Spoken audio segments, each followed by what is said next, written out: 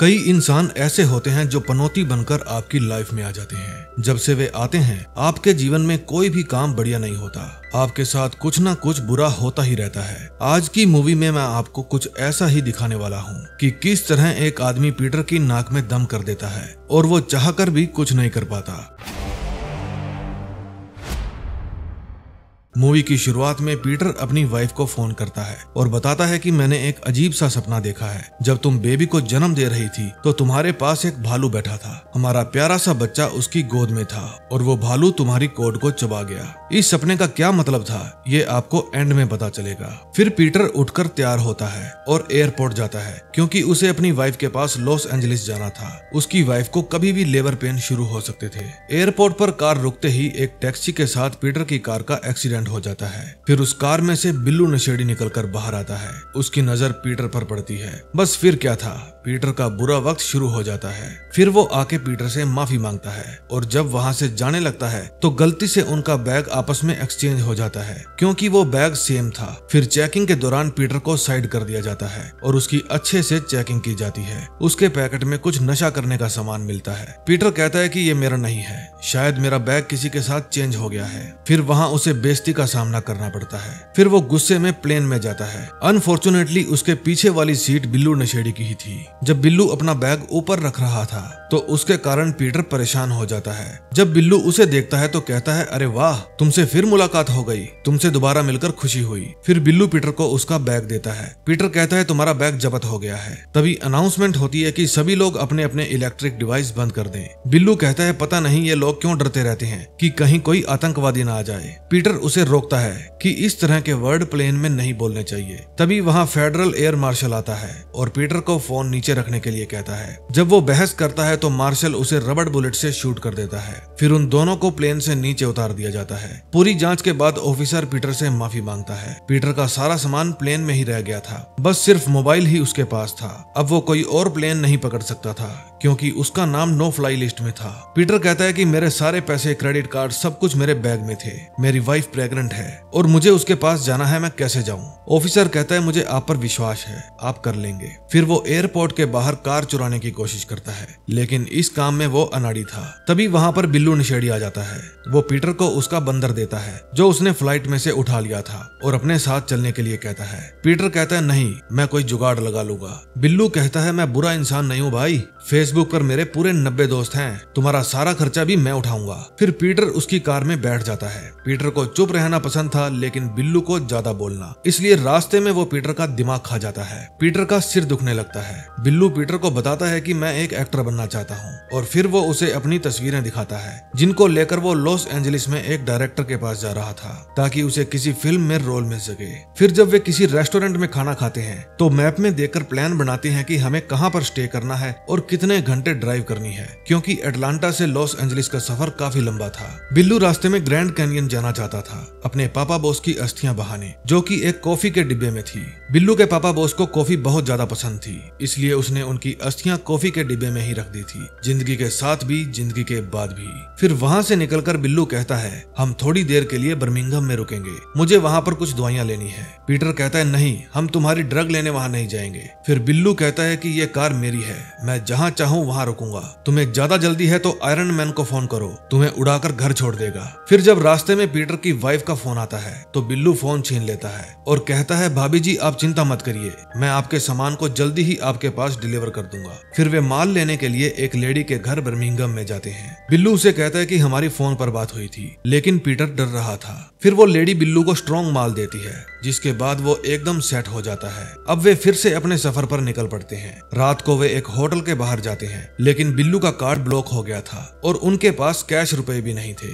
बिल्लू के पास जितना भी था उसने उन सब का माल ले लिया था। पीटर कहता है कि तुम कब समझदार बनोगे, तुमने सारे पैसे इस माल पर उड़ा दिए। फिर पीटर अपनी वाइफ को फोन करके पैसे मंगवाने के लिए कहता है। उसके खुद के पास कोई कार्ड वगैरह नहीं था, इसलिए वो बिल्लू के अकाउंट में पैसे मंगवाता है लेकिन बिल्लू का कार्ड ब्लॉक हो गया था। फिर बैंक कर्मचारी उससे उसकी आईडी मांगता है। बिल्लू के पास अपनी ओरिजिनल आईडी भी नहीं थी और ये आईडी उसने अपने फिल्मी नाम पर बनाई हुई थी। इट मींस वे अब अपने पैसे नहीं निकलवा सकते थे। फिर बिल्लू अपनी फोटो दिखाता है और कहता है कि ये मेरा ही अकाउंट है। बैंक कर्मचारी मना कर देता है और कहता है कि अब यहाँ से बाहर जाओ, मैं बैंक को क्लोज करने वाला हूँ, मुझे पार्टी में जाना है। फिर बिल्लू उस बैंक कर्मचारी का भी दिमाग चाटने लगता है, इसलिए उसे गुस्सा आ जाता है और वो उन दोनों की धुलाई कर देता है। अब पीटर बिल्लू से और भी ज्यादा नाराज हो गया था, क्योंकि उसके कारण उसकी अभी अभी धुलाई भी हुई है। फिर वो बिल्लू को बुरा भला कहता है। जब उसे अपनी गलती का एहसास होता है तो वो अपने और बिल्लू के लिए कोल्ड ड्रिंक लेकर जाता है। उनके पास होटल में रुकने के लिए पैसा नहीं था, इसलिए वे अपनी कार में ही सोने का फैसला करते हैं। जब पीटर सो रहा था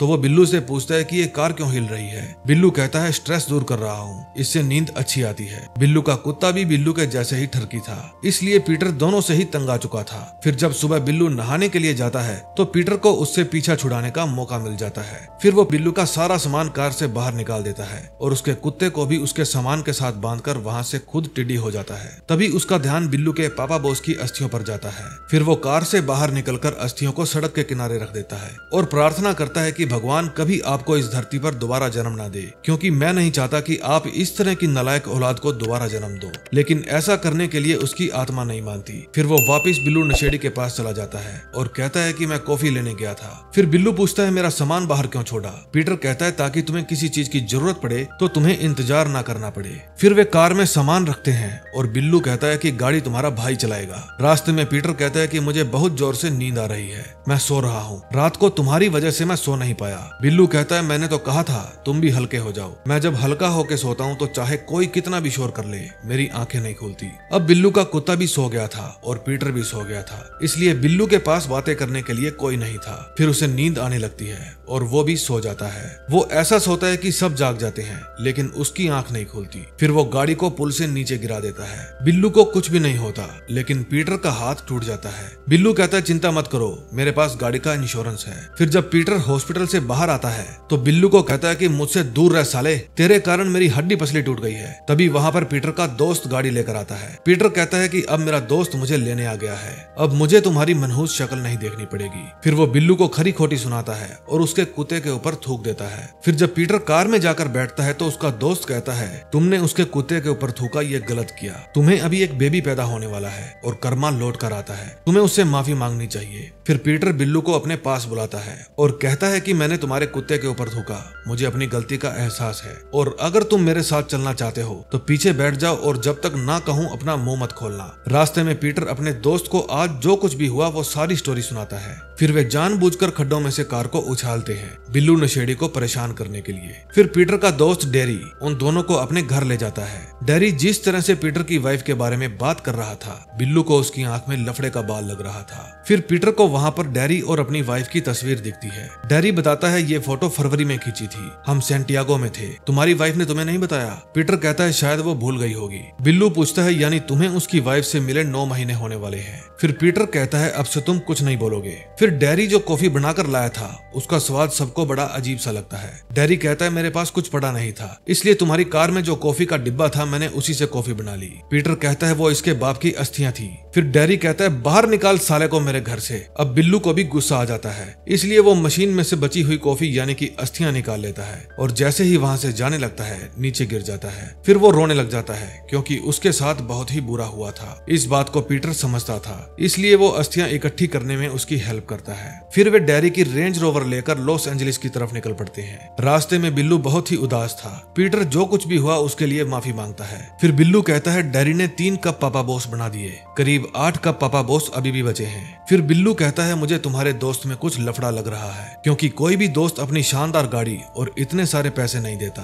फिर एक गैस स्टेशन पर रुककर पीटर अपनी वाइफ को वॉइसमेल करता है और पूछता है कि इससे पहले कि ऑपरेशन थिएटर में कोई राज खुले तुम प्लीज मुझे बता दो कि तुम्हारे और डेरी के बीच में क्या चल रहा है। इतने में वहाँ पर बिल्लू आ जाता है जो काला चश्मा खरीद कर लाया था। पीटर कहता है कि अब ड्राइव तुम करोगे और इस काले चश्मे को उतार दो। अब ड्राइव करते समय बिल्लू माल फूंकता है। गाड़ी के शीशे बंद थे, इसलिए पीटर और उसके डॉगी को भी नशा हो जाता है। नशे में पीटर को लगता है कि गाड़ी भालू चला रहा है। नशे में उसे कुछ पता नहीं चलता और वे रॉन्ग टर्न ले लेते हैं। वे चलते चलते मैक्सिको के बॉर्डर पर पहुंच जाते हैं। वहाँ बहुत भीड़ थी, इसलिए वे गाड़ी टर्न भी नहीं कर सकते थे। फिर ऑफिसर उनसे पासपोर्ट मांगता है। बिल्लू कहता है हम गलती से यहाँ पर आ गए। ऑफिसर कहता है तुम तीनों की आंखें संजय दत्त की तरह चढ़ी हुई हैं, गाड़ी बंद करके चाबी मुझे दे दो। फिर वो ऑफिसर जैसे ही अंदर जाता है, बिल्लू पीटर को अपना कुत्ता और अपने पापा बॉस की अस्थियां पकड़ाने के लिए कहता है। फिर वो कार को खोलता है और पीटर को वहीं पर छोड़कर खिसक लेता है। पुलिस वाले पीटर को अपने कैबिन में ले जाकर पूछताछ करते हैं। ऑफिसर कहता है कि तुम्हें पता भी नहीं है तुम कितनी बड़ी मुसीबत में फंस गए हो। अब तुम अपनी सारी जिंदगी मेक्सिको की जेल में काटोगे क्योंकि तुम नशा लेकर मेक्सिको में अवैध रूप से घुसने की कोशिश कर रहे थे। फिर जब ऑफिसर खुद माल फूकने के लिए बाहर जाते हैं तो बिल्लू नशेड़ी जीत फिल्म के सन्नी देओल की तरह भेष बदल कर आता है और उस कैबिन वाली गाड़ी को भगा लेता है जिसके अंदर पीटर बैठा था। अब वो टेढ़ी मेढ़ी उल्टी सीधी जैसी भी गाड़ी चलानी आती है बस गाड़ी को भगाता रहता है। कोई ट्रैफिक रूल मैटर नहीं करता। कैबिन में पीटर बंधा हुआ था और उसकी हालत भी खराब हो जाती है। वो इतनी रफ ड्राइविंग करता है कि कैबिन कार से अलग हो जाता है और पलट जाता है। फिर वो भागकर जाता है और पीटर को उस कार में से निकालकर अपनी कार में बिठा लेता है। कानून तोड़ने के बावजूद भी पीटर को नशेड़ी पर प्यार आ रहा था क्योंकि उसने उसे जेल जाने से बचा लिया था। बिल्लू वहां से भाग जाने के बावजूद भी वापस पीटर को छुड़ाने आया। इसके लिए बिल्लू कहता है कि मैंने तुम्हारी वाइफ से वादा किया था, मैं तुम्हें सही सलामत उनके पास पहुंचाऊंगा। फिर जब पीटर ड्राइव कर रहा था तो उसकी वाइफ का फोन आता है और वो गुस्से में कहती है कि मेरे और डैरी के बीच में कुछ नहीं चल रहा और मैंने तुम्हें कभी धोखा नहीं दिया। वाइफ का फोन आ जाने के कारण पीटर स्ट्रेस फ्री हो गया था, इसलिए वो गाड़ी तेज चलाता है और ग्रैंड कैनियन पहुंच जाता है। बिल्लू वहां अपने पापा बॉस की अस्थियों को बाय बाय कहता है। फिर पीटर कहता है कि मैं एक बात बताकर अपने मन का बोझ हल्का करना चाहता हूँ। वहां रेस्ट रूम के बाहर मैं तुम्हें छोड़कर भाग गया था और वापस आने का मेरा कोई इरादा नहीं था। फिर बिल्लू कहता है मैं भी एक बात बताना चाहता हूँ, मैंने प्लेन से उतरते समय तुम्हारा वॉलेट ले लिया था, वो अब भी मेरे पास है। पापा बॉस के जाने के बाद मैं अकेला रह गया था, इसलिए कंपनी चाहता था। ये बात जानकर पीटर बिल्लू को पीटने लगता है। उन दोनों का नया नया प्यार हवा हो जाता है। तभी पीटर की वाइफ का फोन आता है और वो बताती है कि लेबर पेन शुरू हो गया है, मैं हॉस्पिटल जा रही हूँ। फिर वे जल्दी से कार में बैठते हैं और कार को स्पीडली भगाते हैं। रास्ते में जब बिल्लू कार के डैशबोर्ड में हाथ मारता है तो उसे वहां पर एक गन मिलती है और वो लाइटर समझकर उसका घोड़ा दबा देता है। एक गोली पीटर के पैर में लग जाती है। फिर बिल्लू घबरा जाता है और पीटर से माफी मांगता है। फिर वे सड़क के साइड में कार रोकते हैं। घबराहट में बिल्लू से कार का दरवाजा भी टूट जाता है। फिर वो इतना घबरा जाता है कि पीटर के घाव के ऊपर ही उल्टी कर देता है। फिर वो पीटर को साथ वाली सीट पर बैठाकर खुद गाड़ी चलाता है और पूरी रात गाड़ी भगाता रहता है और सुबह होते ही वो पीटर को हॉस्पिटल पहुंचा देता है। फिर वो पीटर का थोड़ा हुलिया सुधारता है। फिर वे पूछ पाछ कर पीटर की वाइफ वाले कमरे में जाते हैं। जब पीटर अपने बच्चे को देखता है